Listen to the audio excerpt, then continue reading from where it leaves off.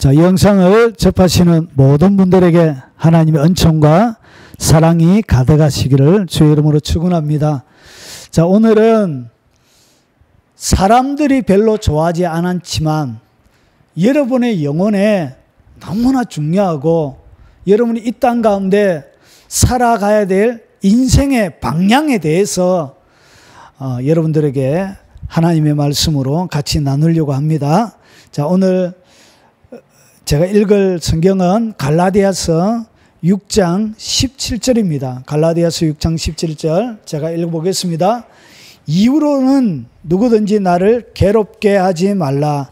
내가 내 몸에 예수의 흔적을 지니고 있노라. 오늘 여러분 가운데 나눌 제목은 뭐냐면 예수의 흔적입니다. 예수의 흔적. 이것이 믿음의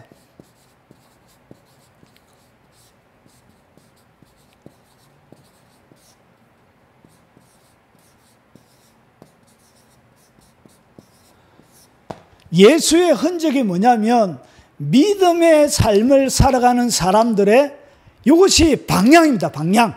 나아가야 될 방향이란 것이죠. 자, 오늘 여기서 나오는 사도 바울이 내 몸에 누구든지 이후로는 나를 괴롭게 하지 말라. 왜 자기를 괴롭히지 말라고 그러냐? 자기의 몸에 뭐가 있다고요?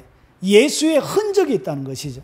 그런데 이 흔적이라는 이 단어 스티그마타예요. 헬라어로 스티그마타인데 이 스티그마타 이거는 그 시대에는 굉장히 좋은 단어가 아니었어요. 이 단어는 굉장히 사람들로 하여금 불쾌하게 만드는 단어예요.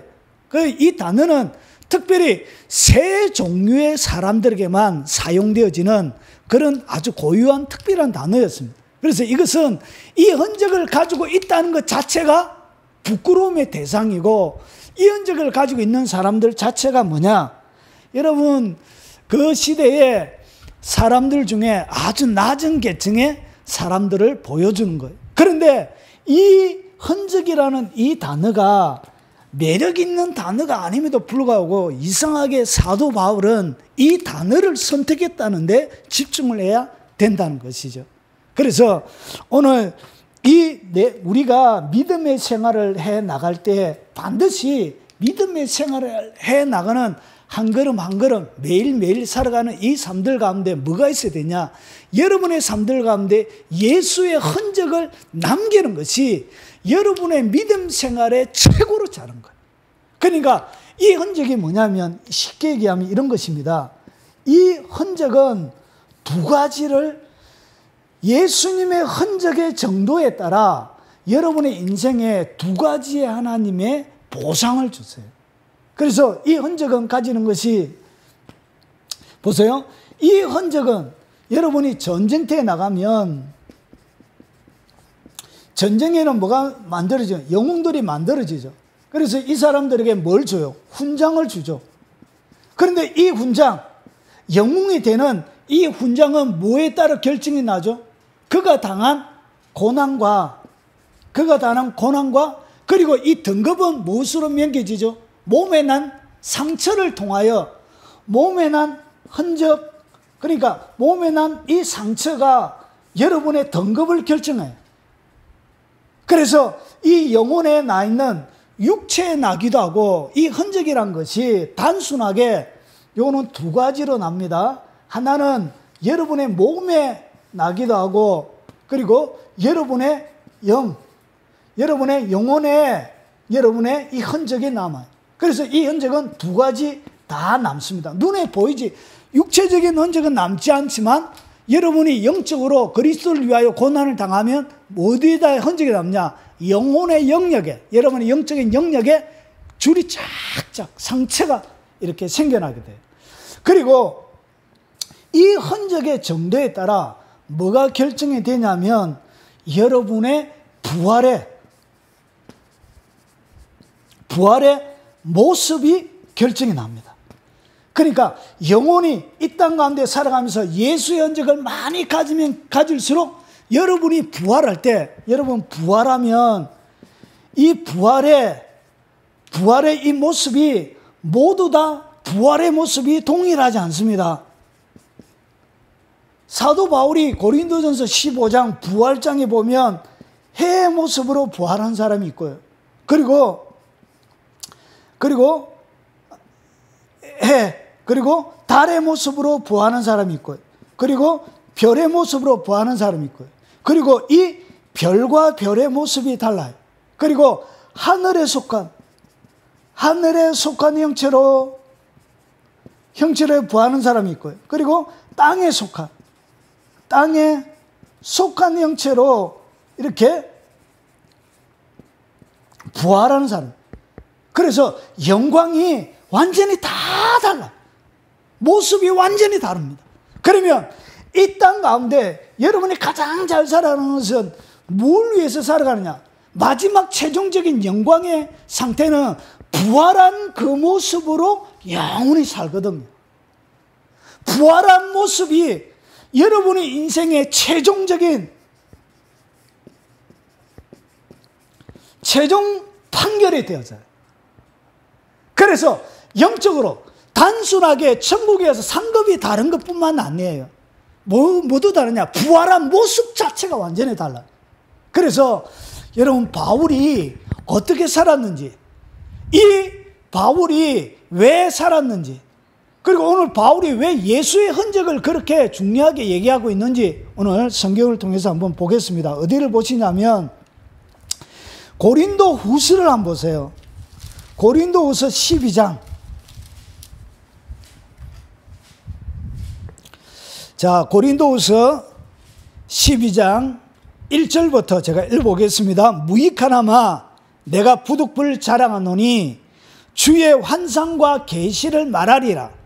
그러니까 내가 그리스도 안에 있는 한 사람을 아노니 그는 14년 전에 셋째 하늘에 이끌려 간 자라. 그가 몸 아래에 있었는지 몸 밖에 있었는지 나는 모르거니와 하나님은 아시느니라. 셋째 하늘은 뭐냐면 유대인들은 이랬어요. 유대인들 보세요. 유대인들은 하늘의 개념이 이래요. 하늘을 어떻게 유대인들은 나눴냐? 1층 하늘, 이것을 갖다가 우리의 눈으로 보이는 대기권을 얘기합니다. 그리고 2층 하늘이 공중입니다. 그래서 이 공중에 어디 있죠? 사단이가 공중에 권세 잡은 자가 있는, 그리고 여기서 이야기하는 3층이라고 셋째 하늘, 오늘 여기서 이야기하는 셋째 하늘을 얘기합니다.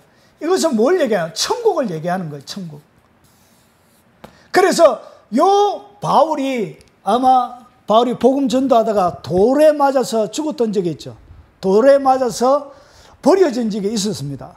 그래서 그때 천국을 보고 왔을 것이라고 학자들은 대부분이 그렇게 얘기합니다. 그래서 바울이 천국에 올라갔다가 죽은 상태에서 올라갔다가 하늘을 본 거예요. 그리고 환상과 계시, 하나님 나라에 직접 가서 다 본 거예요. 그러고 나서 그가 믿음 생활을 하면서 어떻게 했냐? 계속적으로 사도로 살았죠. 하늘에 가서 다 보니까. 그래서 로마서 8장이 뭐죠? 현재 당하는 고난은 장차 나타날 뭐와 비교가 안 된다고요? 영광과 좋게 비교할 수 없느니라. 그러니까 현재 당하는 육체적인 이런 고난은 장차 나타날 영광과 비교가 안 되는 거예요. 그래서 바울이 어떻게 살았는지 고린도후서 11장이 설명해요. 자, 보세요. 자, 11장 23절을 보세요. 고린도후서 11장 23절. 고린도후서 11장 23절 제가 읽어가면서 설명을 하겠습니다. 보세요. 그들이 그리스도의 일꾼이냐? 정신없는 말을 하거니와 나는 더 그러하도다. 내가 수고를 넘치도록 하고. 수고를 했는데 바울이 고린도 전서를 쓰기 전에 이미 그는 삼층층을 갔다 왔겠죠. 갔다 왔으니까 삼층층에 대한 이야기를 기록해 놨겠죠. 여기 이해가 되죠. 그리고 나서 그가 어떻게 했냐? 수고를 했는데 넘치도록, 수고를 했는데 보통 수고를 한 것이 아니라 넘치도록 했대요. 왜냐? 하늘에 가서 그가 다 본 거예요. 그리고 옥에 갇히기도 많이 하고 매도 수없이 맞고 매도 엄청나게 맞았던가 봐요. 그러면서 여러 번 죽을 뻔하였으니, 그러면서 이제 자세하게 그가 당한 고난을 더 설명합니다. 자, 24절. 유대인들에게 40에 하나 감한매를 5번 맞았으며, 40에 하나 감한매를 5번 맞았다는 것은 이런 거예요. 보세요. 40에 하나 감했다는 것은 몇 대를 맞았다는 거예요? 39대를 얘기했습니다. 그래서 유대인들은 잘못을 했을 때 곤장으로 치는 이런 제도가 있었습니다. 그래서 40대를 때리면 사람이 죽는다라고 생각했기 때문에 그들이 어떻게 했냐? 40대를 안 때리고 39대를 때린 거예요. 이것은 최고의 형벌 가운데 하나예요. 그래서 유대인들을 가운데 잡혀서 어떻게 했냐? 39대를 몇 번 맞았다고요? 5번. 여러분, 평생 동안 유대인들은 이런 매를 안 맞고 삽니다, 보통. 그런데 그는 하나님의 복음을 위하여 뭐 했다고요? 유대인들이 당할 수 있는 최고의 형벌인 이 39대를 5번이나 맞았다는 것이죠. 이것은 엄청난 공권력에 의한 피해죠.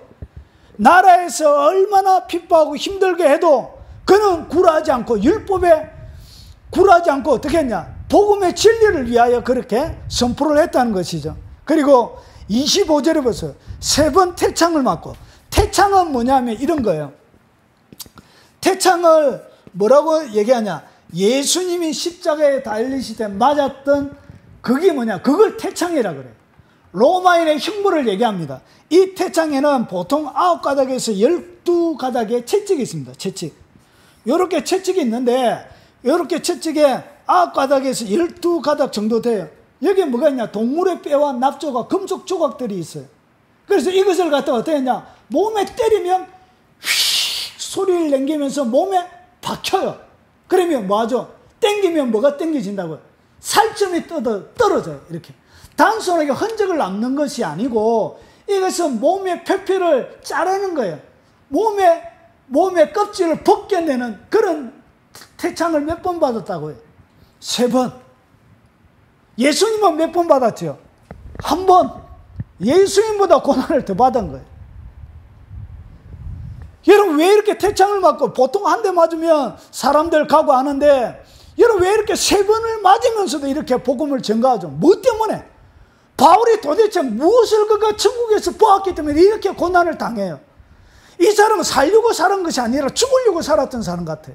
보통 태창 한번 맞으면 보통 사람이 죽어요. 태창을 맞으면서. 몸도 연약한 사람이에요.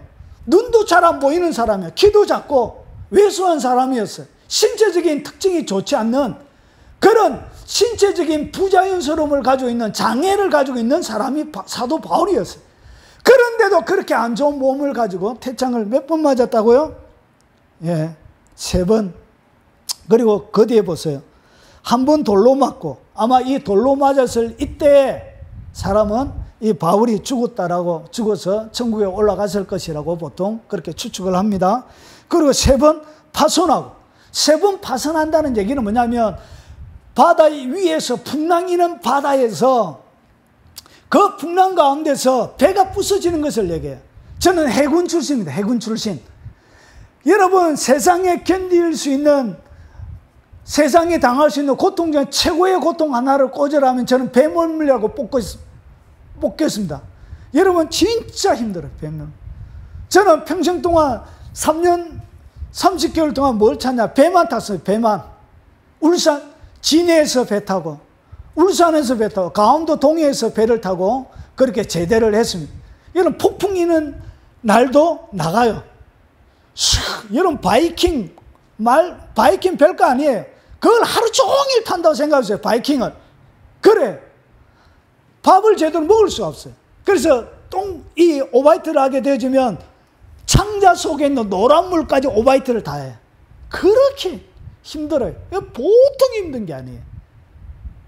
그런 것들 몇 번 했다고요? 3번. 이거는 사람이 할 수 있는 게 아니에요. 그리고 일주일을 깊은 바다에서 지냈으며, 좀 더 빨리 가겠습니다. 그래서 26절, 여러 번 여행하면서 강의 위험, 강도의 위험, 동족의 위험, 이방인의 위험이 계속 나오죠. 신의 위험, 광야의 위험, 바다 위의 위험, 거짓 형제 중에 위험을 당하고 또 수고하고 애쓰며 여러 번 자지 못하고 그리고 줄이고 하나님이 일을 하는데도 뭐 했다고요? 자지도 못하고 줄이고 그리고 27절 목마르고 여러 번 굶고 춥고 헐벗었노라. 여러분 이렇게 주님을 위하여 고난을 당했다는 것이죠. 28절 이외에 이런 고사하고도 아직 또 날마다 내 속에 눌리는 일이 있으니 곧 모든 교회를 위하여 염려하는 것이라. 그러면서 이렇게 사도 바울은 뭘 당했다고요? 고난을 당한 것이죠. 고난. 그리고 그 몸에 뭐가 새겨져 있다고요? 흔적. 그래서 누구든지 나를 뭐 하지 말라, 괴롭게 말라. 내 몸에 뭐가 있다고요? 예수의 흔적이 있다는 것이죠. 이것이 결국 뭐라고요? 이 고난의 흔적이 결국은 그에게 뭘 갖다 준다고요? 영광을, 하나님의 영광, 천국에 가서 영광, 그가 직접 가서 본 거예요. 보니까 뭐가 세상에 중요한지 알았던 거예요. 그래서 현재 당하는 고난은 장차 나타날 영광하고 비교가 안 되더란 것이죠. 그리고 초대 교회 사람들이 또 어떻게 살았는지 한번 보겠습니다. 히브리서 11장을 보세요. 히브리서 11장 초대 교회 사람들이 살았던 모습을 보여주고 있습니다. 자, 초대교회 성도들이 살았던 모습 히브리서 11장 33절을 보세요. 11장 33절 제가 읽어보겠습니다. 그들이 믿음으로 나라들을 이기기도 하며 의를 행하기도 하며 약속을 받기도 하며 사자들의 입을 막기도 하며 오늘 이 앞에 뭐가 있냐면 믿음의 선진들이 쫙 나와요. 히브리서 11장 믿음장이라 그래요. 그래서 아브라함부터 시작되어지는 여러 믿음의 사람들 이름이 나오고 그들의 행적이 나와요. 그러면서 보세요. 이제 정리를 하는 거예요. 정리. 그래서 32절에 내가 무슨 말을 더하리요? 기드온, 바락, 삼손, 입다, 다윗, 사무엘, 선지자 이런 여러 사람들 얘기하면서 보세요. 34절 보세요. 불의 세력을 멸하기도 하며 칼날을 피하기도 하며 연약한 가운데 강하게 되기도 하며 전쟁에 용감하게 되어 이방 사람들의 진을 물리치기도 하며 그러면서 보세요. 35절을 집중해서 잘 보세요. 여자들은 자기의 죽은 자들을 뭘로?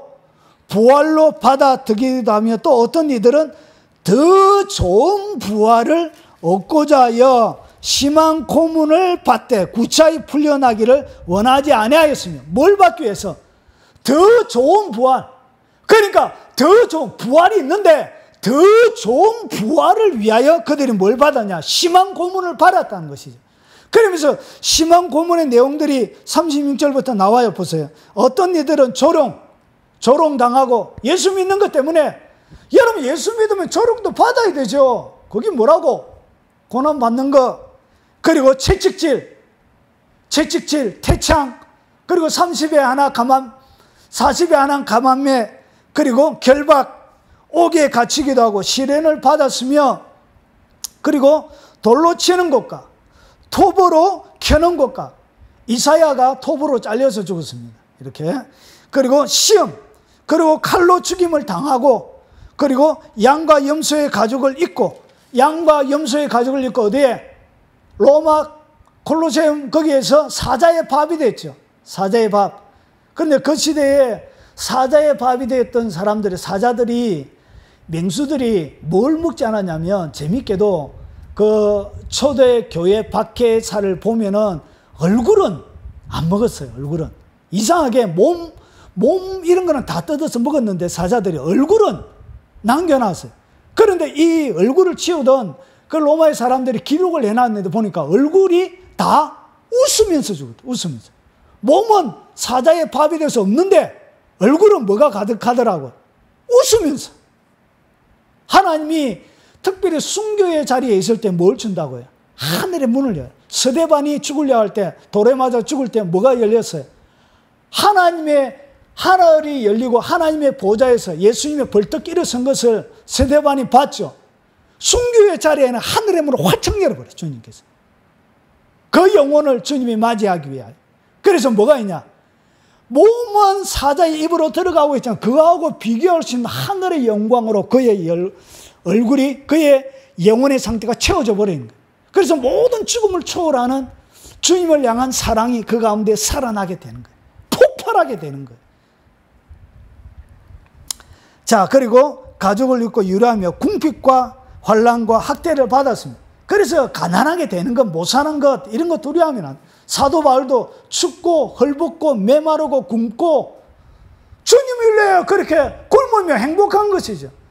춥고 헐벗고 주님을 위하여 덥고 이런 것들 겪으면 그것은 그런 것들이 다 뭐라고요? 그게 고난인 거예요.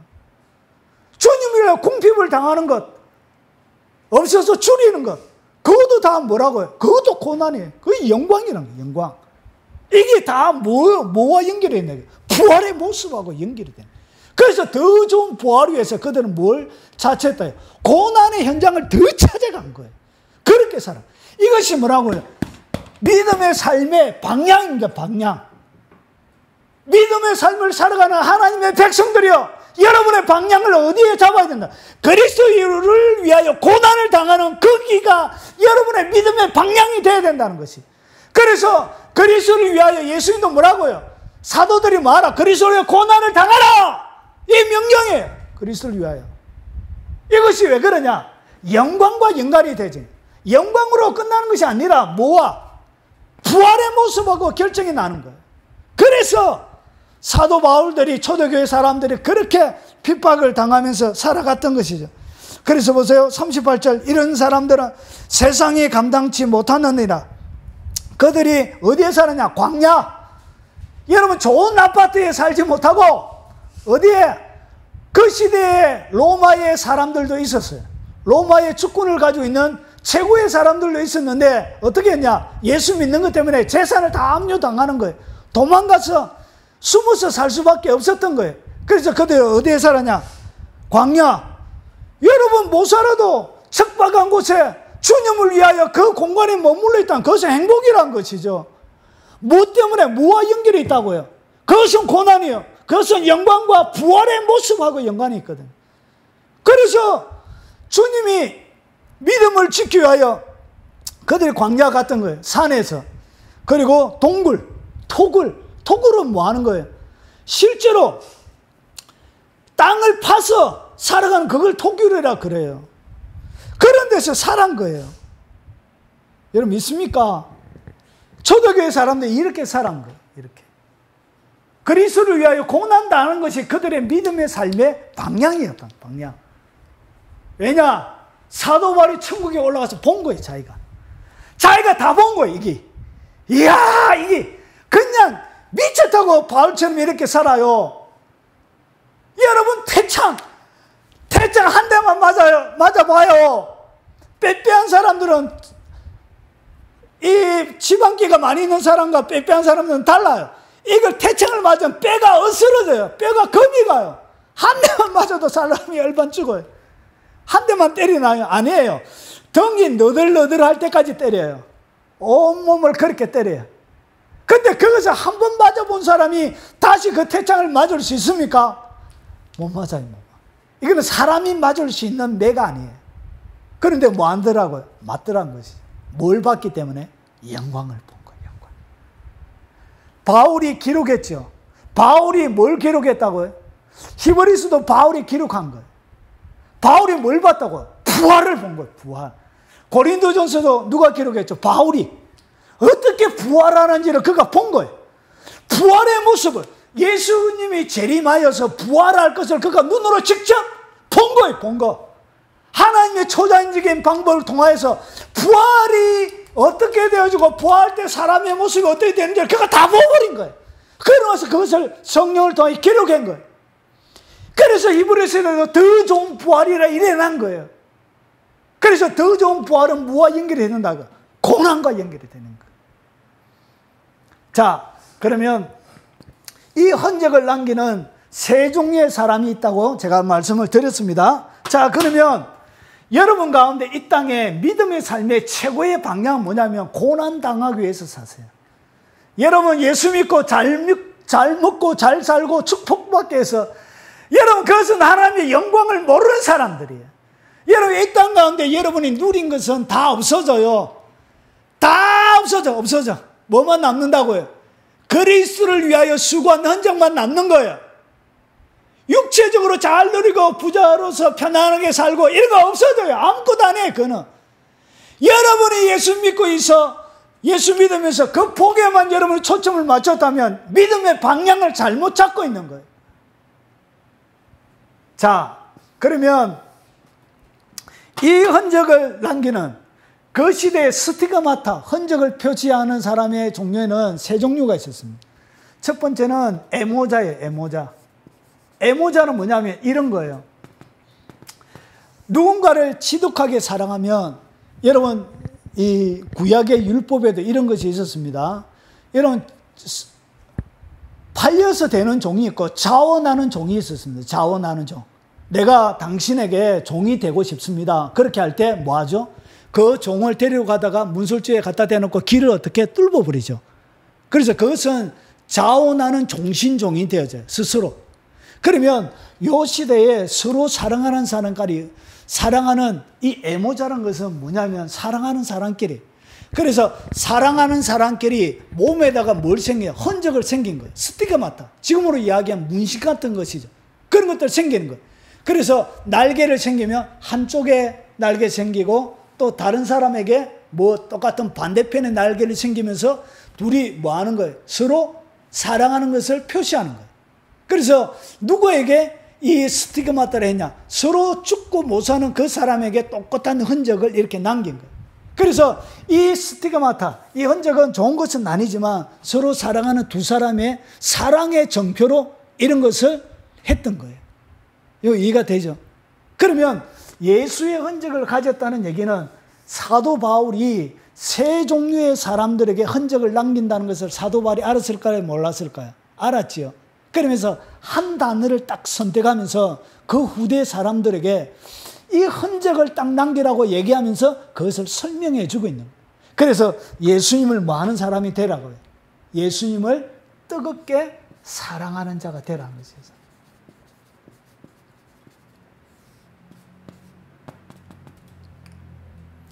이 예수님을 사랑하게 되어지면 뭐가 남느냐? 흔적이 남아요. 쉽게 얘기하면 이런 거예요. 사랑하면 뭐가 생긴다고요? 흔적이 남아요. 여러분 이런 거예요. 여러분 사랑에는 뭐가 따라다니냐면 사랑에는 수고가 있습니다.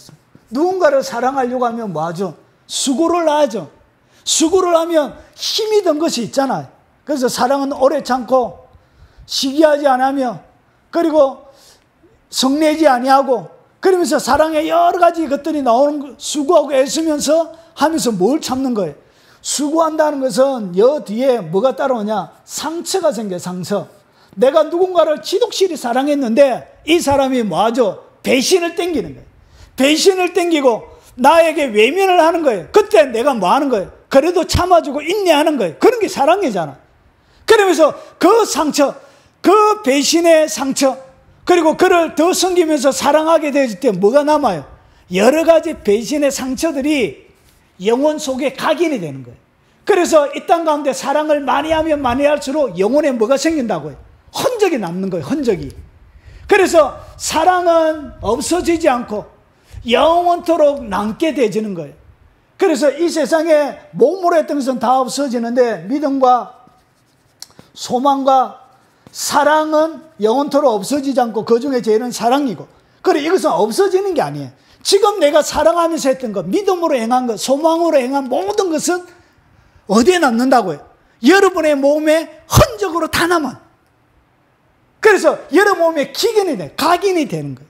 그래서 주님을 사랑한 흔적, 주님을 사랑하는 그 흔적들이 주님의 말씀대로 요한복음 14장 21절에 보면 이런 말씀이 있죠. 나의 계명을 가지고 지키는 자라야. 나의 계명을 가지고 지키는 자라야 나를 사랑하는 자니. 나를 사랑하는 자는 내 아버지께 사랑을 받을 것이요. 나도 그를 사랑하여 그에게 나를 말이라 나타내리라. 나도 그를 사랑하여 그에게 나를 나타내리라. 그래서 여기서 뭐하냐? 주님을 깊이 있게 사랑해야 되지면 아버지께 사랑을 받게 되죠. 아버지의 사랑을 받고 그리고 주님과의 뭐가 생기는 거예요? 만남이 생기는 거예요. 나를 사랑하는 자가 나의 사랑을 받을 것이요. 잠언 8장에 잠언 8장 17절에 보니까 나를 사랑하는 자가 나의 사랑을 입으며 나를 간절히 찾는 자가 나를 만날 것이니라. 그러니까 주님을 사랑하게 되어질 때 여러분 속에 뭐가 남는다고요? 흔적이 남는 거예요. 그래서 이 땅 가운데 주님을 사랑하는 뭐가 있어야 된다고요? 흔적이. 주님을 사랑한 것이 뭐라고요? 그분의 계명을 지키는 것. 그분의 계명을 철저하게 지키는 것. 그것이 뭐냐? 주님을 사랑하는 거예요. 그러면 뭐가 남는다고요? 반드시 핍박과 고난이 같이 와요. 그래서 영혼에 뭐가 생긴다고요? 흔적. 그리고 주님을 너무 지나치게 사랑하다 보면 사람들에게도 뭘 당한다고요? 핍박을 당하면서 몸에도 흔적이 남는 거예요. 그래서 고난을 당하면서 살아가는 것이죠. 그리고 두 번째 종류의 사람들이 있었는데 그것은 군사예요. 그래서 여러분 디모데후서 2장에 보면 예수 믿는 사람들을 갖다가 세 가지로 표현하죠. 하나는 군사, 그리고 하나는 경기하는 자, 경기하는 자. 그리고 하나는 뭐로 표현해요? 종으로 표현해요. 종. 그래서 우리는 주님의 뭐라고요? 군사란 것이죠. 그래서 그 시대는 군인들에게는 뭘 새겼다고요? 스티그마타를 찍은 거예요. 흔적을 남긴. 그래서 우리를 갖다 주님이 뭐라 그러냐? 너희는 우리의 싸움은, 우리의 씨름은 혈과 육에 대한 것이 아니요 영적인 권세와 이 세상의 어둠의 주관자들과 함께하는 영적인 전쟁이라고 얘기하죠. 그래서 여러분이 믿음으로 잘 살아가는 이 삶이 결국 뭐의 삶이냐? 이 믿음으로 살아가는 이 삶들을 갖다가 한마디로 이야기하면 영적 전쟁이 되는 거예요. 영적 전쟁. 믿음으로 살아가는 그 자체가 영적 전쟁이에요. 마귀들은 믿음으로 살아가지 못하게 하죠. 그리고 여러분들은 믿음으로 반응을 보이면 이것이 뭐라고요? 이것이 전쟁이에요. 그래서 전쟁할 때 마귀가 여러분들에게 뭐 하죠? 끊임없이 공격해요. 공격해서 여러분을 무너뜨리려고 해요. 그러면서 믿음으로 살면 살수록, 그리고 계속적으로 말씀대로 살면 결국은 여러분의 삶들 가운데 뭐가 계속적으로 일어난다고? 영적인 전쟁이 계속 일어나요. 영적인 전쟁이 일어나면 결국 뭐가 생긴다고? 전쟁에서 일어나는 영적인 흔적들이 남게 되어지는 거예요. 상처가 남게 되어지는 거예요. 사도 바울처럼. 결국은 공격을 하는데 공권력을 통해서 공격하기도 하고 사람들을 통해서 공격하기도 하고, 오늘 여기서 보니까 자연을 통해서 공격하기도 하고, 그래서 강의 위험, 동족의 위험, 신의 위험, 각종 수많은 위험들이 있었죠. 그런 많은 위험들, 그 삶을 갖다가 영적 전쟁이라 그런 거예요. 이해가 되죠? 그래서 믿음으로 여러분이 살아가게 되어지면 여러분의 삶이 주님의 뭐가 되냐? 영적인 군사가 되는 거예요.